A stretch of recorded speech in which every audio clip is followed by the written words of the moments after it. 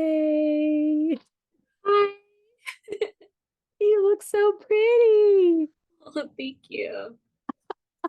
Oh my God, you have not changed, not even a little bit. Really? You think so? Not even a little. No, no. In fact, I'm looking at like one of the pictures from back then, and I'm looking at you right now, and I'm like, same kid. Thank you. So, hello, everybody, and welcome to season 4 of Changed for the Better, episode 41.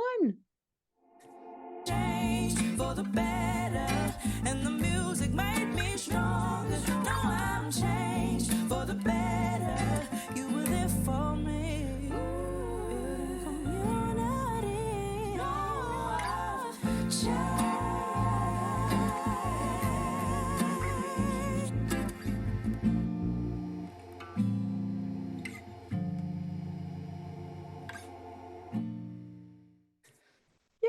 Yay! Yay. You're opening season 4. Oh, that's awesome. Wow, I feel special. You definitely are. You definitely are. So, hello. My guest today was one of my tried and true students, so to speak. She was kind of my tiny dancer, if I can call her that. Upon entering the halls of Spring Valley High School, she immediately found her way to the dance studio, kind of like a magnet, where she basically parked herself for 4 years.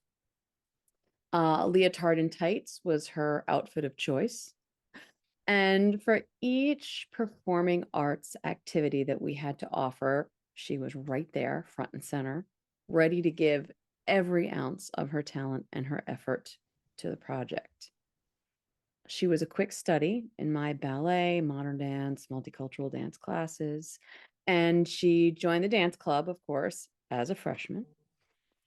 Inspired to pursue further study, she did take classes over at Coupe Theater Studio, which is one of our local big dance studios, which only enriched her experience in school, helped me out a lot. And each year, she was quickly recognized as one of those great dancers in school. And she helped to elevate the dance program, how dance was looked at in the eyes of her peers. Now, thespians was also a really integral part of her high school life. She dug into the gravitas of Aida, which was your sophomore show, right? That was your Yes. sophomore year, yeah. She got into that swing jazz of Gershwin and Nice Work If You Can Get It. And there she earned that coveted co-dance captain spot, which like at the time everybody really wanted. She was a junior at the time. And then in her senior year, she took this star turn as Maisie LaBird in Seussical the Musical. She also did wet her acting chops in 2 of our fall one-act productions, and she explored the gamut of comedy and tragedy. And there's this really great picture that's going to be in the blog. Oh, maybe I'll put it like right there. And she just has this really like intense way about her. It was quite lovely to work with. So as she was growing into her dance skin, she started choreographing pretty early, I must say. And she started creating and performing her own solos and duets for the dance concerts. She clearly had a burning desire to express herself through movement. And that was so exciting to see as an educator, because she danced with such abandon and such passion, and she always would incorporate like all the new skills that she had been accumulating in her studies into her own work and kind of synthesizing it into her own brand, let's say. And there she found her superpower, at least one of them, in the dance studio.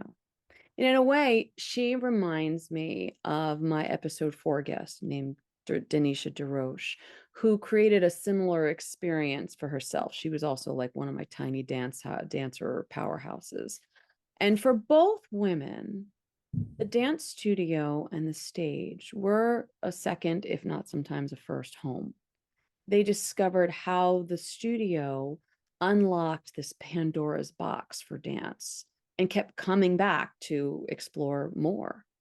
Recognizing their drive to develop more advanced skills, I knew that I had to sort of think out of the box of what I was doing to help provide more advanced instruction for them in and out of class. And it was, of course, a challenge I happily accepted.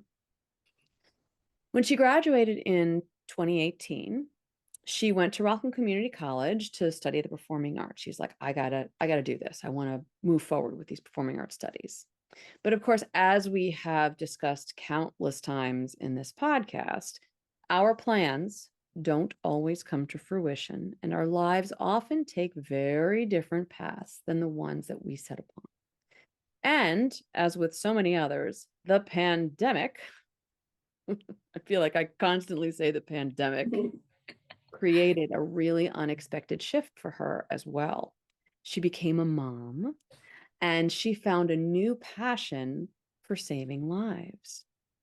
So now she works as an EMT for both Nanuet EMS and New Jersey Mobile Health Care. And of course, it's been a minute since we've reconnected.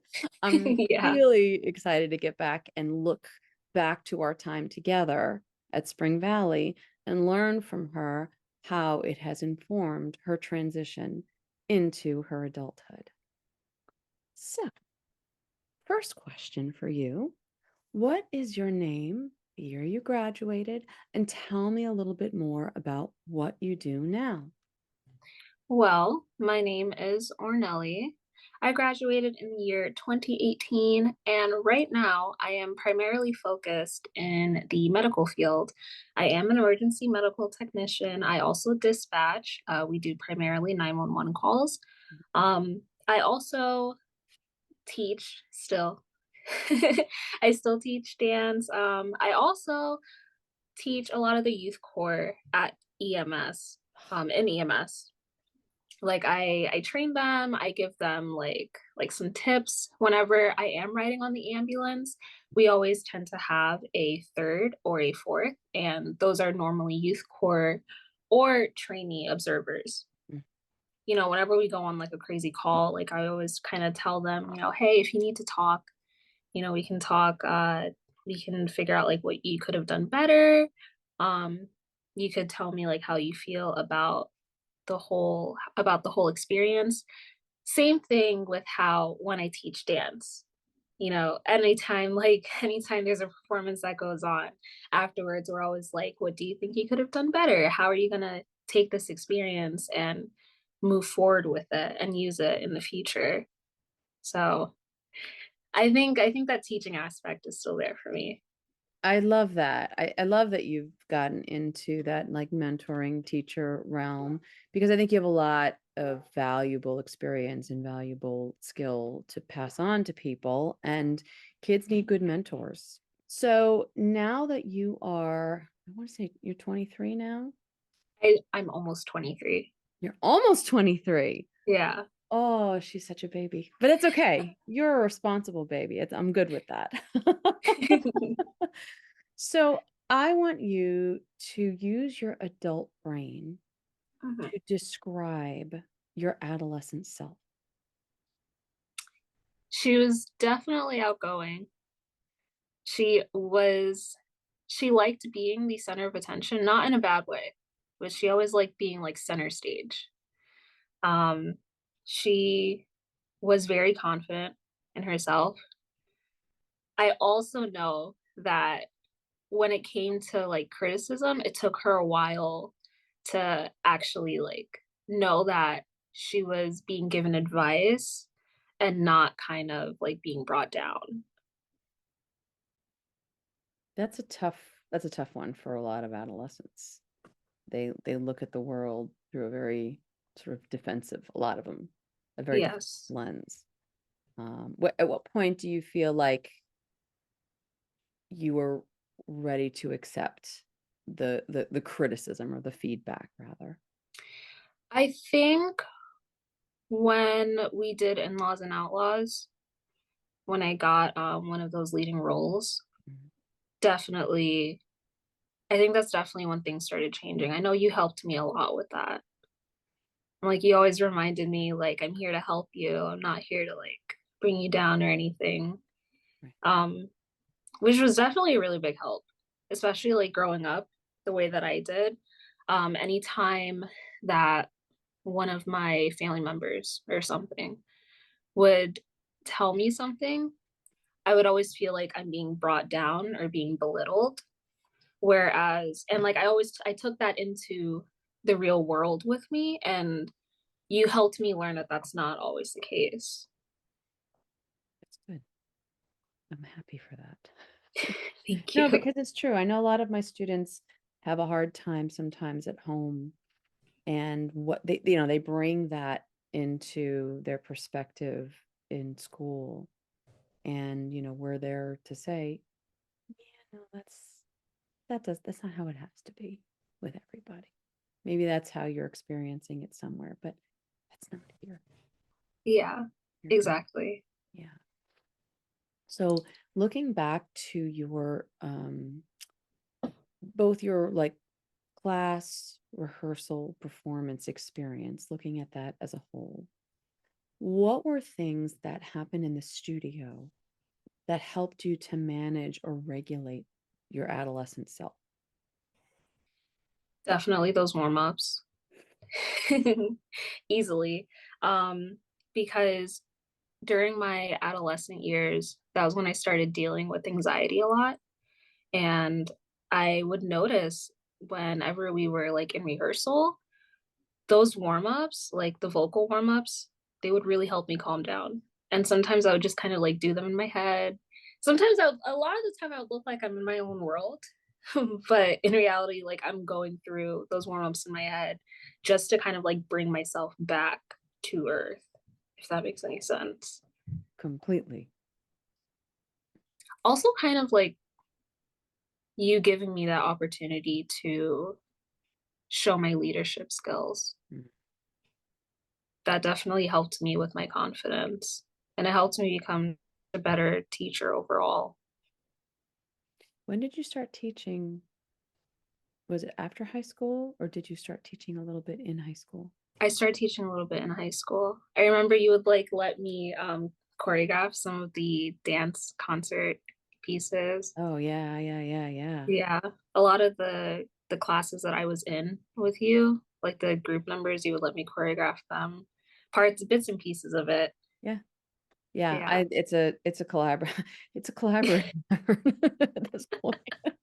And it's very useful because not only does it help take a little bit of the load off of me, it also gives students the ability to say, "Oh, I have an opinion and I can do something and I can contribute."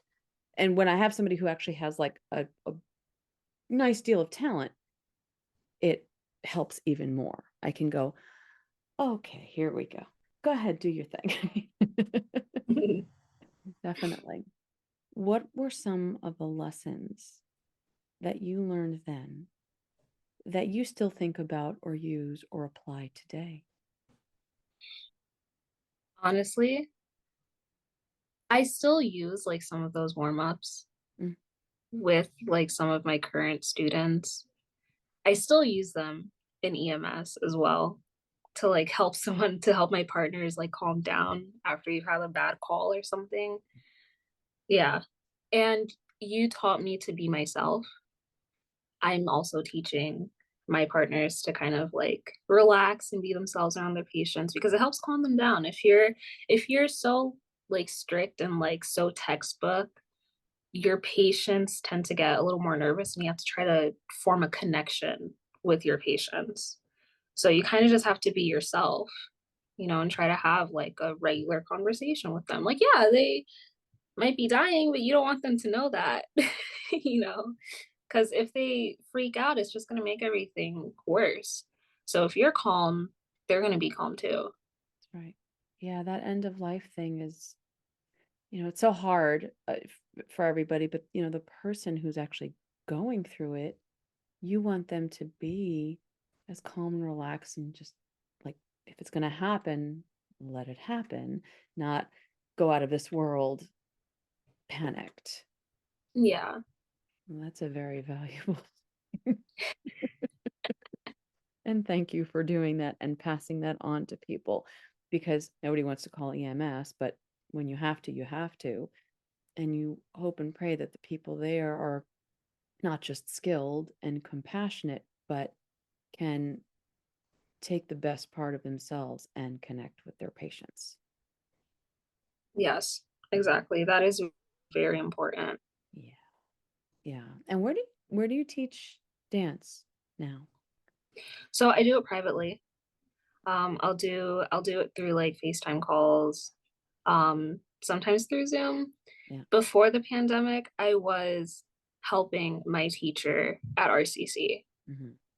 And at one point, he just kind of was like, all right, here's a class full of newbies. Ornely, it's your turn. Just do your thing. And then he would just kind of like sit and just watch. So, Take it away. yeah, that took me by surprise. That really took me by surprise because I wasn't expecting that. Sure. Sure. No, I mean, I think that's great. When you trust a student that much that you can like sit back and give them a little space to not just express themselves, but to like take the lead. Say, okay, Yeah. It organize. was the same thing. It was the same thing at Coupe too. Whenever a teacher was running late, and let's say that like it was a class that I was in or it was a class that had started after mine, Mhm. they would kind of just let me step in and do a warm up with them. It's so great. So that was also really cool. Yeah. It's nice when you're trusted, by the people around you, and it shows you that, you've been doing the right thing. How have you changed since you graduated high school? I definitely calmed down a lot. Yeah, I think that's like part of the motherhood in me. Mm, I've learned to not take everything super seriously anymore. I definitely learned to not let something little ruin my entire day. That's a big one for me because now I'm like, it happened. I can't do anything about it. Just move forward. It's if it doesn't matter, if it's not going to matter in like 5, 10 years, even a month from now, I'm not going to let it affect me too much.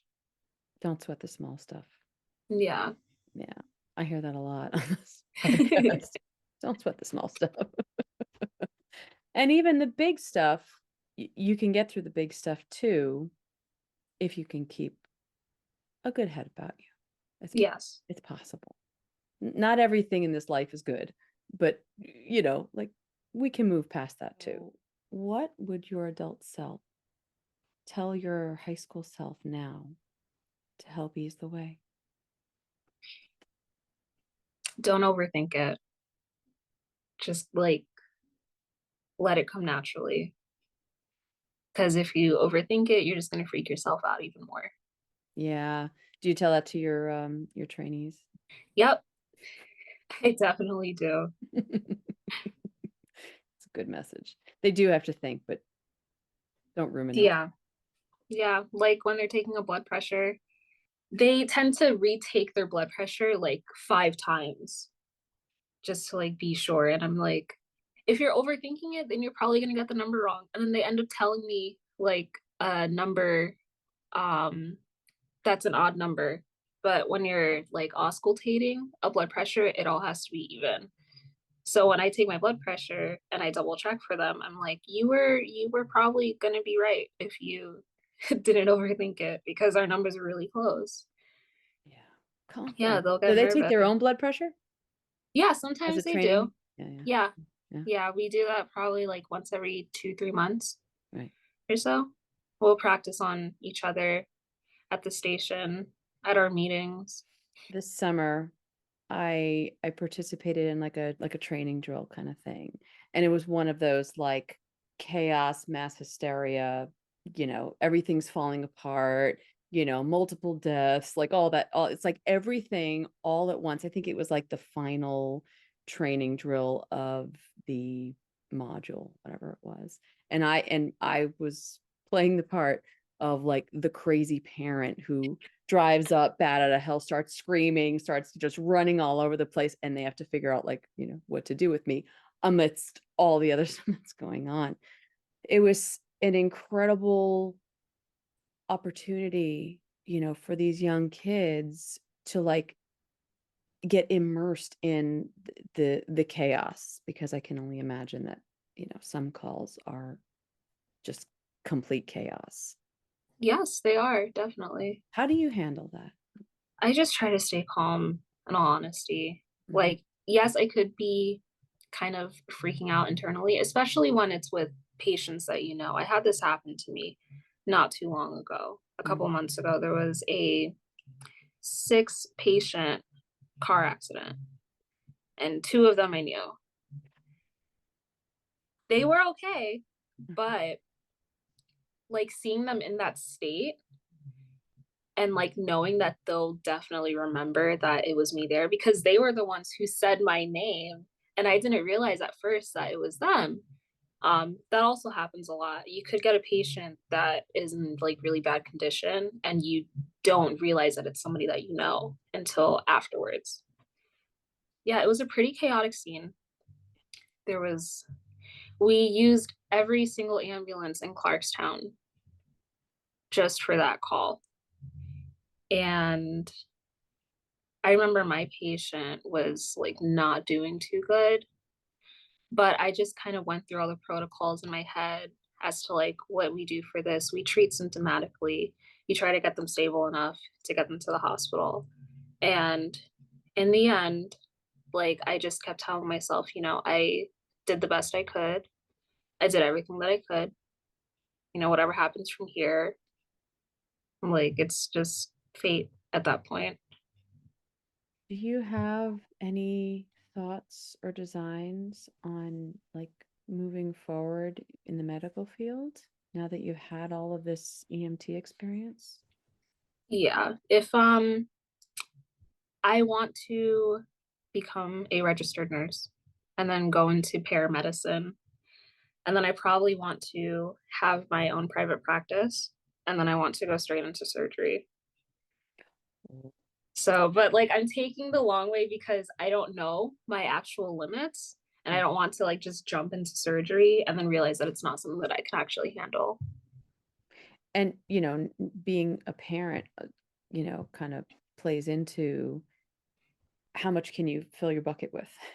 Yes, You know, exactly. how much can you juggle? I mean, once they go to school, maybe, your son is young. He just turned a year, right? He's he's turning 2 Oh, in he's a turning. month. Yeah. Oh, time goes quickly. Yeah, so, having the children in play, it's like, okay, now I have to go for my training. Now I have to work. I have to sleep. There's so many Yeah. things to balance, but I like how, sort of level and calm you're moving into this headspace of level, which is hard to maintain. But I Yeah, think you're getting a lot of good practice with that EMS training.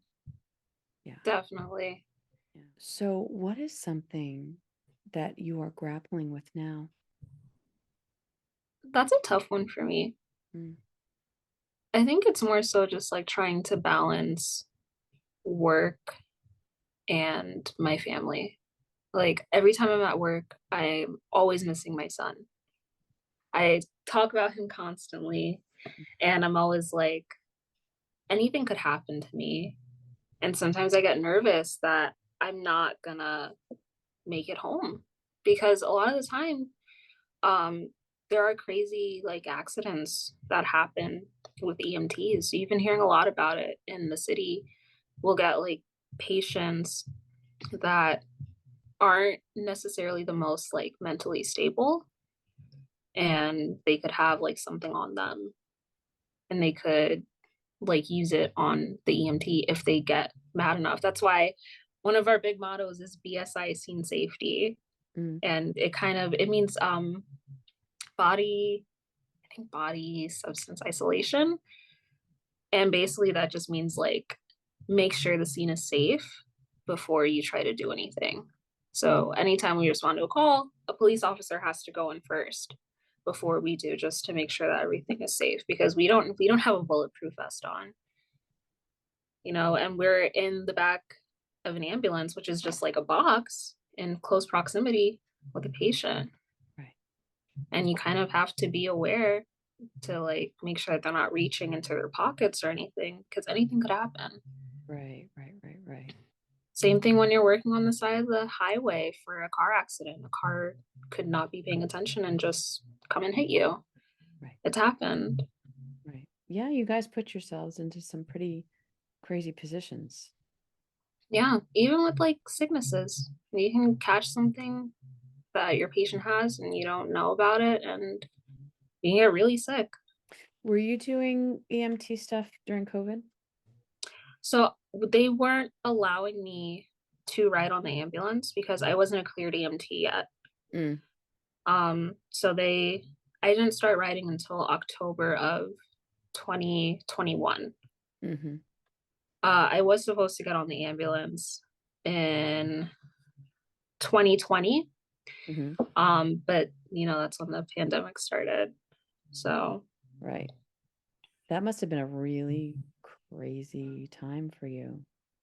yeah, it It was was. crazy for everybody. Yeah. But what was so you weren't cleared until, kind of a year into it. But even in 2021, we were still seeing a lot of, Yeah. death and dying and, big sickness and stuff. What was that experience like for you? It was pretty scary at first because these were like regular people Mhm. that were just getting really sick. And a lot of people, they think that COVID isn't a big deal, and it really is. I had a patient that went into respiratory arrest, and he wasn't even that old. He didn't really have like too many medical problems, but like his lung collapsed and he like started coding in my hands. So that kind of like freaked me out a little bit. I mean, thankfully he made it. We got him to the hospital in time, but it's still really scary because, a lot of people think that this is just a regular flu or a regular cold, and it can be so much worse. You can probably take it, like get COVID Mhm. and not feel anything, Mhm. but you can pass it on to somebody else and end up killing that person. Yeah, it's true. And that was the scariest part about, the whole thing. When it first came out before there were vaccines, we in our house, we were like, we're not going anywhere. We're not, like, I went to the grocery store and, came back, and Yeah. we was like, no, we're just gonna stick around at home. And we did that for, it was like, I don't know, 6 months or something like that before I started going back into work at some point that year. That was 2020, 2021. So I think the teachers went back in the building, I don't know, it was like October or something like that. And students would like come in a little at a time, and we were like, "Eh." And at that point I hadn't had it yet. I didn't get it until last May. Is it last May? What month is it? Yeah, almost a year ago is when my daughter graduated from RCC, actually. And I got it like at some point during her graduation. I started feeling bad. And I hadn't been sick like that in a very long time. I was home, like I was okay. It took me 5 days to like feel like I was human again. But I keep thinking like people with respiratory issues, people who are older, people who are compromised, I can't imagine what that was like for the millions of people who actually died from this disease. It's crazy. Yeah. Okay, so we talked about grappling with the balance, which makes a lot of sense. This is a two-part question. Tell me one thing that you miss about your high school self, and then tell me one thing that's gotten better since you graduated. In high school, I had a lot more time for dancing, a lot more time for the arts, and I really miss that. I really, really miss performing. I do plan on getting back into it though. I do plan on finishing my degree. Yeah, definitely. How far were you from that? I had half a year left. Oh, so you're so close. I know. I know. So when that was the semester, that spring semester was when everything shut down. Hmm. So you had started that semester. I started it and I just didn't finish it. So you probably have about 12 credits to finish up, 4 classes. Yeah. So what is one thing that has gotten better since you became a 20 something? Definitely the confidence. Yeah. And like I said before, I've definitely calmed down a lot. I don't let things affect me too much. And I've been through some like pretty tough times. A lot has happened since I graduated high school. Sure. And honestly, I'm very proud of myself for making it through all of that because a lot of the things that I went through, a lot of other people just never make it out of that hole. Mm. And I will say that my son has been the biggest thing that helped me through all of that. How do you think that's true? So, you know how, like I said, growing up, I always had a tough family. My son, he's my everything, and I want to give him the life that he deserves. And I know what not to do to to give him a good life. And I know that if mommy gives up, that's not like the best thing for him. And I want to show him that, you know, you can make it through if you work hard, if you just try, you know, you got this. And I think he also knows, and he'll grow up knowing that he's got support. Yes. He's got a community, he's got a support system that he can lean on. He can fall and they'll help lift him up and nudge him forward. Yes. Yeah. If you could give a piece of sage advice to high school students now, what would that be? Don't rush it. Take your time. You'll, because if you rush it, you regret afterwards that you rushed it. You know, kind of like with me moving out of my parents' house. I could be living in a house, but I wanted to get out so badly that I just decided to sell an apartment, Mm. which is still, you know, pretty good, but I would be saving a lot more money if I lived in a house. Yeah. Paying for rent is kind of like paying for a mortgage, at least the amount that I pay. Well, yeah, I mean, thinking about the the space that you have, and if you were going for a house, that's a much larger space and a larger amount of money. Yeah. It's tough. And are you single mom in it? Hmm. Yeah. Yeah, it's a lot on your shoulders. Yeah. So take your time, guys. Like don't rush it. And if you're like going through something, don't be afraid to ask for help. Yes. It's true. It's true. And it doesn't matter how old you are or how, capable you think you are. We can't handle everything. Yeah. Come on. We don't have superpowers. And we want people to think we do. We do not. And this next question, I'm actually interested to hear because you are so spread thin, because you have so much going on. What are 3 self-care practices that you do to help you to center or regulate yourself? Face masks are a big thing. So definitely like taking care of myself. Um, even just like meditation, yoga. I still do yoga. Thank you, Miss Tiro. um, and then just kind of like finding like 10 minutes out of the day to just sit in peace and quiet. to like kind of try to not think about anything. It kind of falls with that meditation Mm-hmm. as well, but I have like a view of the forest in my window. So I like to sit at my piano and just like look outside. I can see the foxes and the deer, and it's pretty cool. So That's so great. You're doing okay. thank you. Sounds like you're doing really, really well.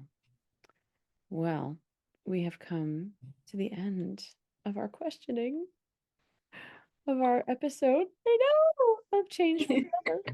Thank you, Ornely, for sitting with me and taking the time out of like your really crazy busy schedule. Thank you for having me. It is my absolute pleasure. And everybody, once again, welcome to season 4. And check me out next week for the next episode of Change for the Better, the power of arts in education. Yay!